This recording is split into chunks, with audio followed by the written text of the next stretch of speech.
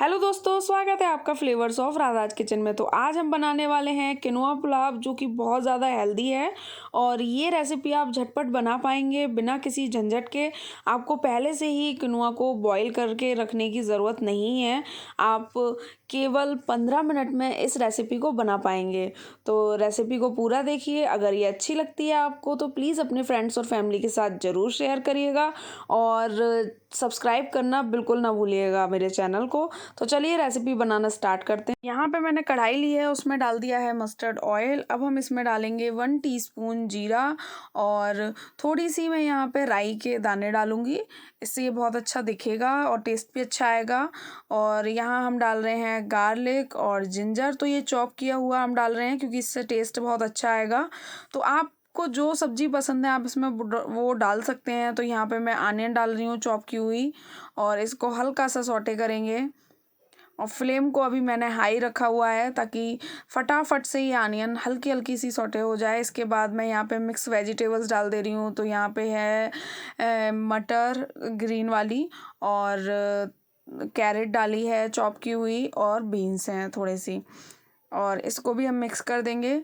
इसके बाद मैं यहाँ पे डाल रही हूँ टमाटर और चॉप की हुई हम शिमला मिर्च का यूज़ करेंगे। आपके घर में जो भी वेजिटेबल्स हैं आप उनको डाल सकते हैं और ये सारी वेजिटेबल्स काफ़ी ज़्यादा हेल्दी होती हैं। और यहाँ पे मैं डाल रही हूँ चॉप की हुई ग्रीन चिली। तो ये करीब 1 ग्रीन चिली को मैंने चॉप कर लिया था।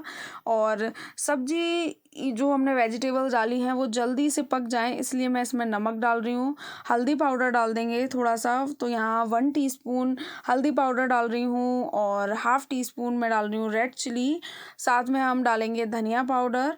आप चाहें तो इस टाइम पर रेड चिली की जगह इसमें आप ब्लैक पेपर भी डाल सकते हैं। और इन सारी चीज़ों को अच्छे से हम मिक्स कर देंगे।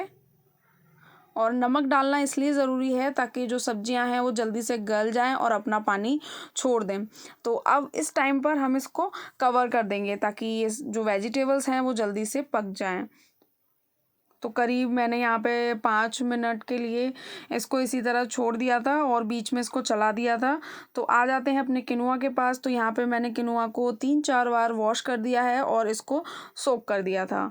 तो अब हम जो किनोआ का पानी है, ये वेजिटेबल्स भी देख लेते हैं, और किनोआ का पानी है वो हमने निकाल दिया है और अब हम इसमें डाल देंगे। तो यहाँ पे मैंने इसी वाली 1 कटोरी यहाँ किनोआ नाप कर डाला था और यहाँ हम डाल रहे हैं 3 कटोरी पानी। तो आपको 1 कप अगर आप किनोआ ले रहे हैं तो 3 कप पानी आपको डालना होगा उसमें। अब हम इसको कवर कर देंगे और इसको पकाएंगे। तो यहाँ पे फ्लेम मैंने मीडियम रखी हुई है और देखिए अब हम मिक्स कर देते हैं इसको। ये देखिए थोड़ा सा अभी गाढ़ा हो गया है बट ये अभी किनोआ अच्छे से पका नहीं है। इसके बाद फिर से हम इसको कवर कर देंगे।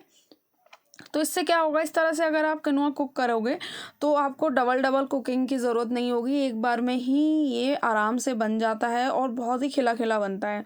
तो ये अभी फुल्ली प्रिपेयर नहीं हुआ है। ये देखिए अभी हल्का सा मुझे लग रहा है टाइट और उसमें पानी भी दिख रहा है। तो यहाँ पे मैं इसको फिर से कवर कर दूँगी और स्लो फ्लेम पर हम इसको पका रहे हैं अब, ताकि ये जले ना। तो ऐसा नहीं है आपको किनोआ को अलग से बॉईल करके रखना है फिर उसको अलग से कुक करना है। तो इसमें थोड़ा ज़्यादा लंबा टाइम चला जाता है और ये पूरी रेसिपी बनाने में आपको केवल 15 मिनट्स ही लगेंगे। तो यहाँ पे देखिए ये जो हमारा किनोआ है वो अच्छे से कुक हो गया है। और एक बार मैं दिखा देती हूँ ये कितना खिला खिला बना है। तो आप इस रेसिपी को ज़रूर ट्राई करिएगा, ये बहुत ज़्यादा टेस्टी लगती है। तो ऊपर से और अच्छा सा इसका टेस्ट आए तो इसमें हम डाल देते हैं ये धनिया लीव्स, और उसको चॉप करके हमने इसमें डाल दिया है। अब हम इसको सर्व करेंगे। ये देखिए कितना खिला खिला बना है और टेस्ट में भी बहुत अच्छा है।